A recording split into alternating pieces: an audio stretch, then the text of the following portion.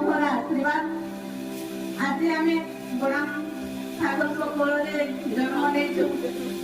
ଆମେ ସମସ୍ତେ ନିଜକୁ ବହୁତ ଗୌରବାନ ମନେ କରୁଛୁ। ଯାହା ହଉ ଆଜି ଆମର ଜାତିର ପିତା ବଡ଼ାମ ମହାପ୍ରଭୁ ଏଇ 18 ଦଳରେ ପୂଜା ପାଉଛନ୍ତି। ତାଙ୍କର ଆଶୀର୍ବାଦ ଆମ ଉପରେ ସଦା ସର୍ବଦା ରହିଥାଉ। ଏଇ ତ ଆମର ଚୈତ୍ର ମାସ ଚାଲିଛି। ଏଇ ଅଳ୍ପ ଦିନ ଭିତରେ ଆମେ ସମସ୍ତେ ବଡ଼ାମ ତାକୁ ଆମର ପ୍ରତ୍ୟେକ ଗାଁରୁ କେନ୍ଦୁଝର ମୟୂରଭଞ୍ଜ ସମସ୍ତ ଗାଁରୁ ଏଇ ଯାଇଥିଲେ ସମସ୍ତେ 18 ଦଳକୁ ସମସ୍ତେ ତାଙ୍କର ମନ କଥା କହିକି ଆସିଛନ୍ତି ସେଇ ବଡ଼ାମ ମହାପ୍ରଭୁଙ୍କ ପାଖରେ। ଆଜି ପ୍ରତ୍ୟେକ ପାଖୁଡି ଗ୍ରାମରେ ଆମର ଏଇ ବଡ଼ାମ ପୂଜା ଆରମ୍ଭ ହୋଇଯାଇଛି। ଆଜି ବଡ଼ାମଣିକୁ ଯେଉଁ ସ୍ନେହ ଶ୍ରଦ୍ଧା ଦେଇକି ପୂଜା କରୁଛନ୍ତି ସମସ୍ତଙ୍କର ମନସ୍କାମନା ପୂର୍ଣ୍ଣ ହଉ।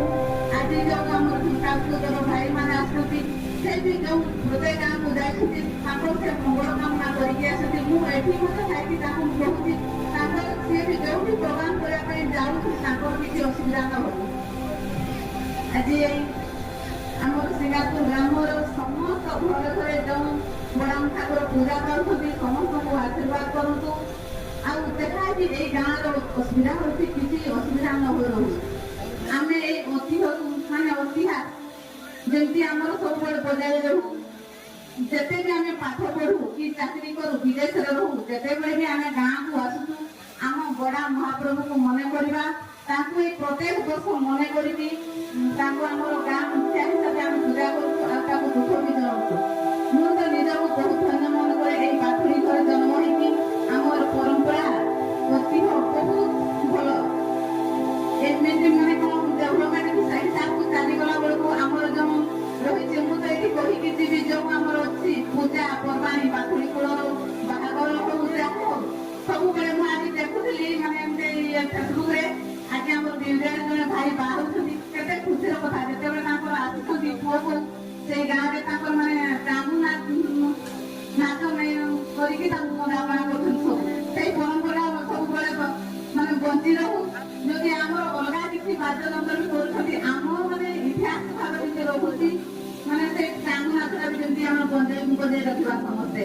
ଯଦି ଆମେ ବେଶୀ ପାଠ ପଢୁଛୁ ବଡ ବଡ ଚାକିରି କରୁଛୁ କହିକି ଆମ ଜାତିକୁ ଭୁଲିଯିବା ଆମ ପରମ୍ପରାକୁ ଭୁଲିଯିବା ତାହେଲେ ଆମ ଜାତିର ମାନ ସମ୍ମାନ ରହିବ ନାହିଁ।